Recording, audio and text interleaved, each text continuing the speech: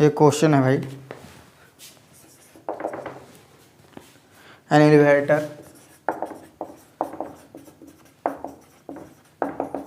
in which is standing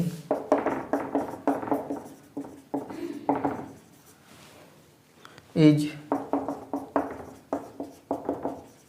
moving upward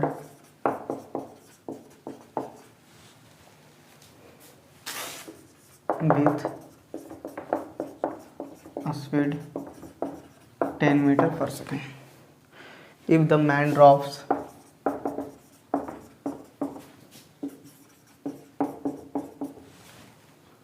a coin from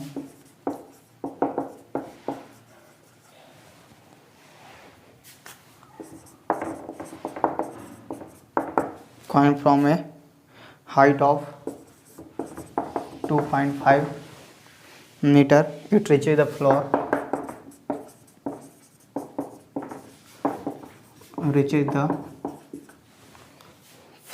of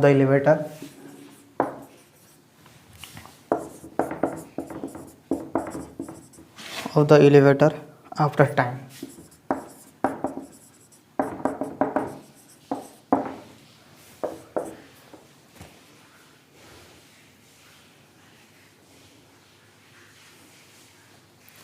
चलो, कह रहा है कि कोई एलिवेटर है, इस पे कोई मैन क्या है, स्टैंडिंग है, खड़ा है, ठीक ना।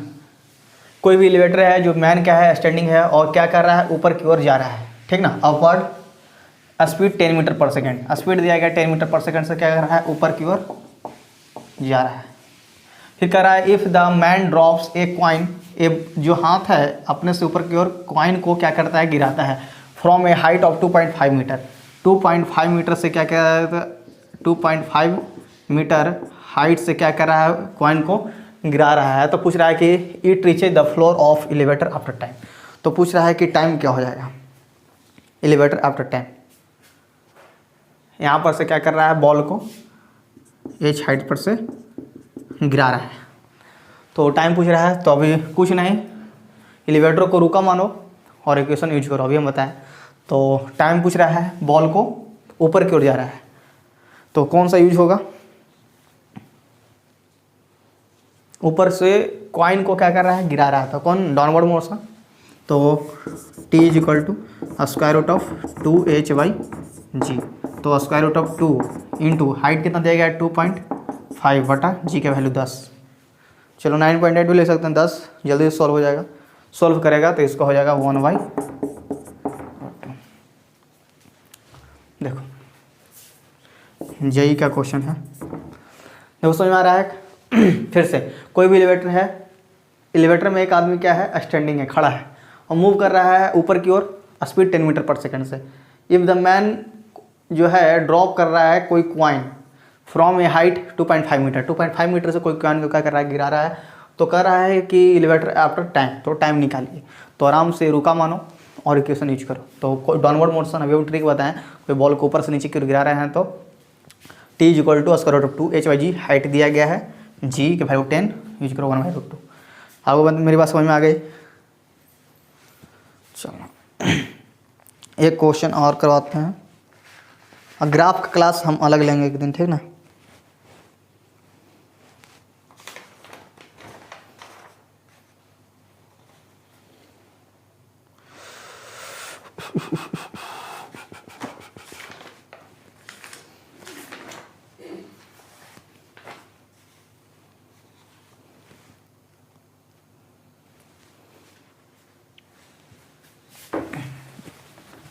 एक और जेईई में 2014 में पूछा गया है उसको पता।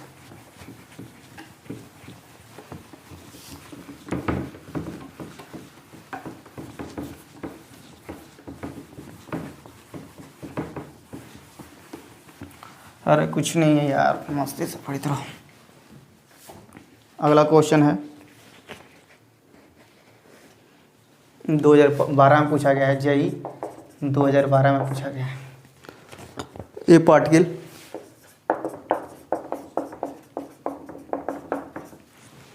Of mass m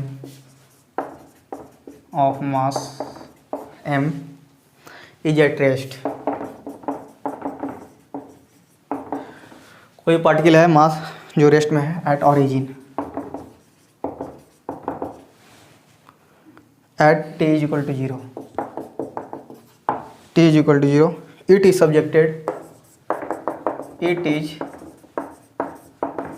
subjected to a force F is equal to F not E minus V T. Force दिया गया in x direction, it speed v represented by which of the following. Graph दे दिया है which of the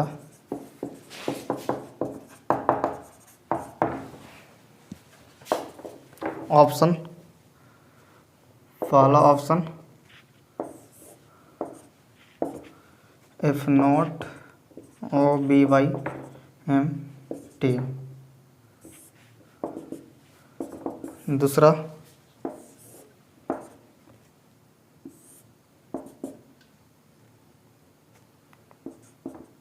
F not बटा M B T, तीसरा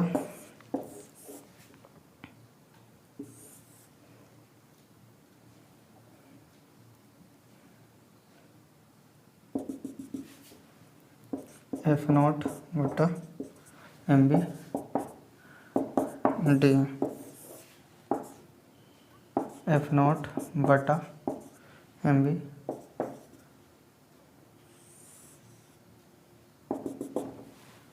F not by F not by F not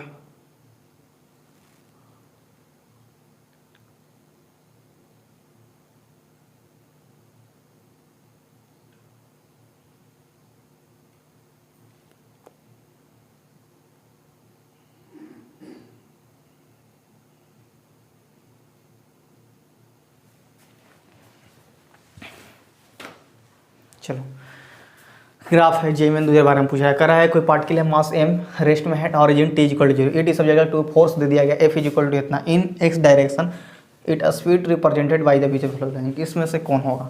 तो सबसे पहले फोर्स कितना दिया गया भाई, देखो ध्यान से, एफ नॉट ई के power minus B T. Force को लिख सकते हैं मास गुना एक्सेलरेशन, तो एफ नॉट ई के पावर माइनस बी टी।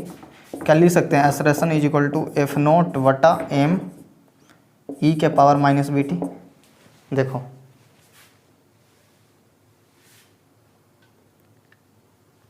देखो t अगर बढ़ेगा, t अगर इंक्रीज करेगा तो एक्सेलरेशन क्या करेगा भाई, लगातार डिक्रीज करेगा। अगर t अगर लगातार इंक्रीज कर रहा है तो एक्सेलरेशन क्या करेगा, डिक्रीज करेगा। तो यानी कि थर्ड ऑप्शन और फोर्थ ऑप्शन तो बिल्कुल गलत, और लास्ट में क्या हो जाएगा, 0 हो जाएगा। तो मेरा आंसर क्या हो जाएगा, ए और बी में से ही कोई होगा। ये दोनों गलत कैसे हुआ समझ में आ रहा है ना, ग्राफ में हम पढ़ाए हैं, वहाँ जगह देख लेना कैसे गलत हुआ। तो क्या हुआ कि t अगर बढ़ेगा तो a हो गया डिक्रीज करेगा, तो ऑप्शन ए या बी में से ही कुछ होगा। तो दोनों का डायमेंशन निकालो, इसका डायमेंशन निकालो और इसका डायमेंशन निकालो, ठीक ना, दोनों का डायमेंशन निकालो, और जो डायमेंशन वेलोसिटी का मैच करेगा वही हो जाएगा। तो वेलोसिटी का मैच करेगा 4775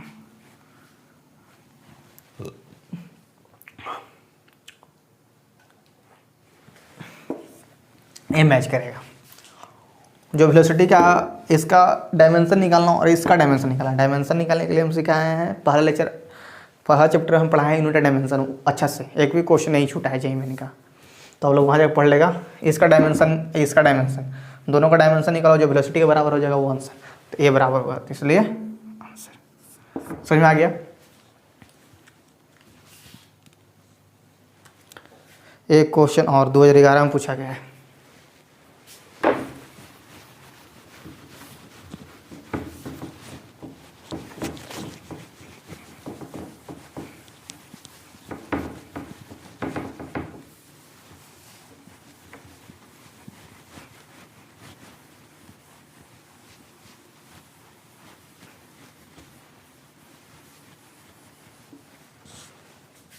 एक क्वेश्चन और है, जी 2011 में पूछा गया।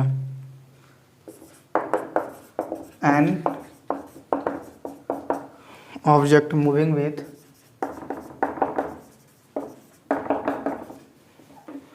6.25 metre per second declarated at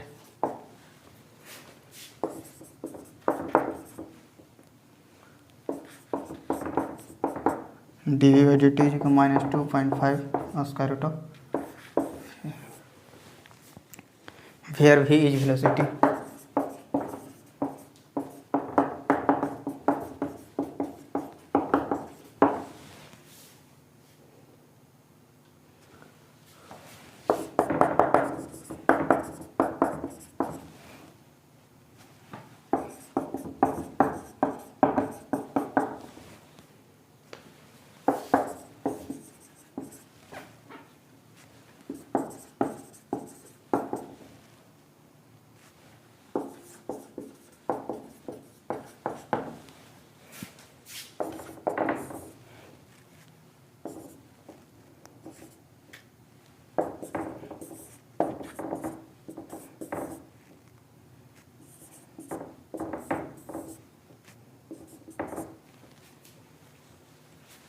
JEE 2011 में पूछा गया भाई ये क्वेश्चन।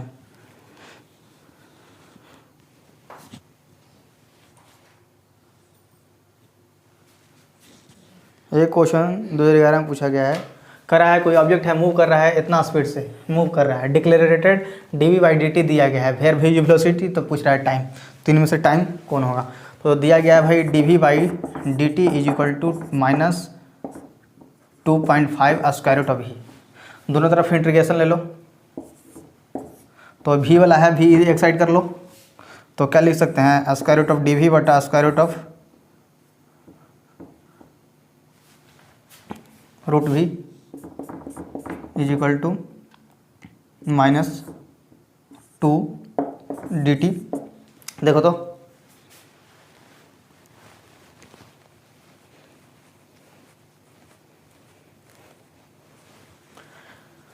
टू 2.5 है, minus 2.5 integration of square root of v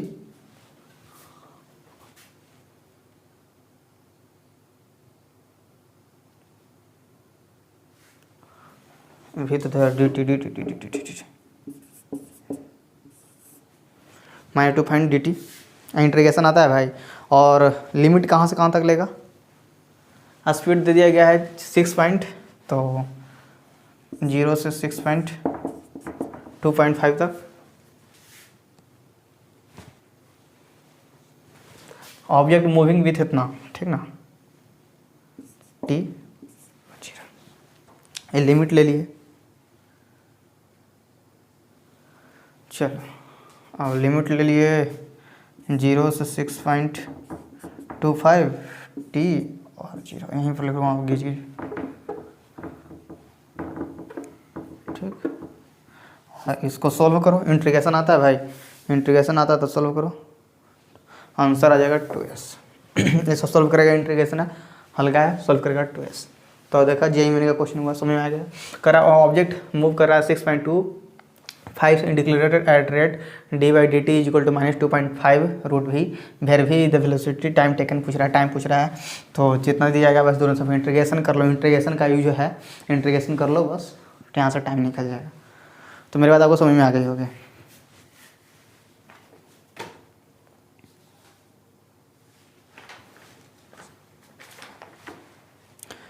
अब एक थोड़ा सा इक्वेशन ऑफ पाथ क्या है भाई, इक्वेशन ऑफ पाथ क्या है पता है, इक्वेशन ऑफ पाथ